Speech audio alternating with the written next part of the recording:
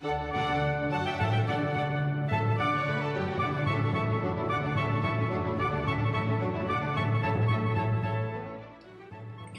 13 de agosto de 1521 cae Tenochtitlán. Las principales causas fueron enfermedades traídas por los europeos, nivel de armamento superior por parte de estos, la alianza española con pueblos vecinos y el alto grado de superstición azteca. Los objetivos de la conquista fueron tres principalmente, y eran cuidar la evangelización, administrar la Nueva España y ampliar la conquista. El sistema de gobierno en los primeros años consistía en una audiencia con 4 oidores y como presidente Nuno de Guzmán.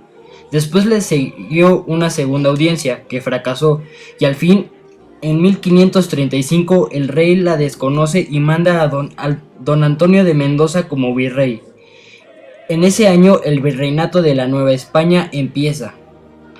El gobierno de la Nueva España consistía en 3 poderes: el Real Consejo de Indias, seguido del virrey y por último la Real Audiencia. No hay que descartar la gran influencia del rey sobre estos 3 poderes. Ya luego se fueron creando audiencias populares llamados cabildos, y estos le rendían cuentas a la Capitanía General, conformada por los alcaldes y regidores de cada zona, y estos le daban cuentas al virrey. Hay que mencionar que la Iglesia tenía mucho poder sobre el gobierno, creando así sistemas de jurisdicción como el Tribunal del Santo Oficio. Los importantes puestos del gobierno eran para españoles peninsulares, o sea, españoles nacidos en España. Los puestos de hacendados y políticos menores eran para los criollos o para peninsulares, pero de apellido no tan importante. Actividad económica de la Nueva España. La organización territorial de la Nueva España se dividía en 2. El Virreinato de Nueva Galicia, comandado por Nuño de Guzmán, comprende los actuales territorios de Nayarit, Jalisco, Colima, Aguascalientes, parte de Sinaloa, Zacatecas y San Luis Potosí. La segunda parte era el Virreinato de Yucatán, que comprende los actuales territorios de Yucatán, Campeche, Quintana Roo y Tabasco. La minería fue la principal actividad económica en los siglos XVII a XVIII. Guanajuato y Zacatecas fueron los principales centros mineros. En la región sur le favorece la agricultura. Se produce un gran intercambio comercial, principalmente de ganado, arado, la rueda, caña de azúcar, trigo, jitomate y diversos frutales. Por lo tanto, la minería y la ganadería fueron muy importantes en el norte. En cambio, en el sur, lo más importante fue la agricultura. La Casa de Contratación de Sevilla administraba el comercio, cobraba impuestos sobre el comercio, supervisaba las cargas y capacitaba para el tráfico portuario. La relación de independencia económica entre las colonias en América y la metrópoli española influyó mucho, ya que esto genera rivalidades entre Francia e Inglaterra. Sociedad en la Nueva España. En la Nueva España había distintos grupos raciales. Uno de ellos eran los blancos, los cuales a la vez se dividían en peninsulares, que eran los hijos de españoles nacidos en España, que tenían altos cargos públicos, estaban en el gobierno de Iglesia y tenían control político y económico. El otro grupo eran los criollos, hijos de españoles nacidos en América, que eran dueños de haciendas de mediana importancia, oficiales del ejército, tenían cierto poder económico. Otro grupo racial eran los indígenas, que no sufrieron la esclavitud del negro, pero su condición fue de extrema explotación. Fueron despojados de sus tierras y obligados a la servidumbre. Sus oficios eran labradores, peones, oficios menores y trabajadores en obrajes.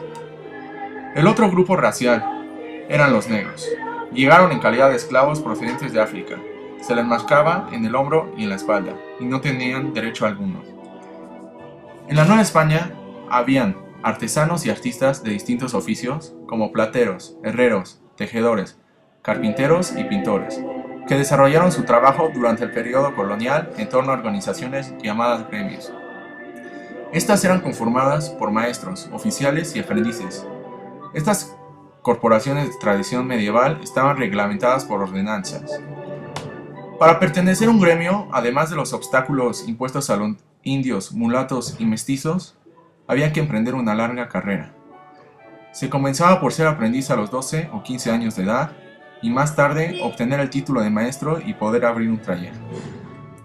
A pesar del monopolio que ejercía el gremio, muchas obras se realizaron por artesanos fuera de los controles de esta institución. La religión en la Nueva España. La misión de esta fue evangelizar y dispersar la fe católica, al igual que cuidar y apoyar a los indígenas. La Nueva España estaba en la orden fundada por San Francisco de Asís en 1209, siendo la más importante junto con los jesuitas, formada por Loyola durante los 1500. Luego estaban los agustinos, orden fundada por el Papa Inocencio IV y que seguía las órdenes de San Agustín de Hipona. Al final estaban los dominicos, fundada en 1216 por Santo Domingo. A partir de estas órdenes estaban los sacerdotes secular y el regular. En el secular participaban los sacerdotes de todas las diócesis, sujetos al obispo, y este obispo al Papa del Vaticano. En la regular participaban todas las demás personas católicas sujetas a cualquier orden, a la designación de obispos y la fundación de iglesias, al igual que a la recaudación de diezmos. Se le conocía como la Real Fundación, otorgada por el Papa, siguiendo la clasificación de la Iglesia de mandato y así al obispo. La Iglesia tenía un papel muy importante en la Nueva España, ya que influían en el gobierno, formando el Tribunal del Santo Oficio, y también participaban en la educación indígena, ya que la educación iba de la mano con la Iglesia en la época colonial.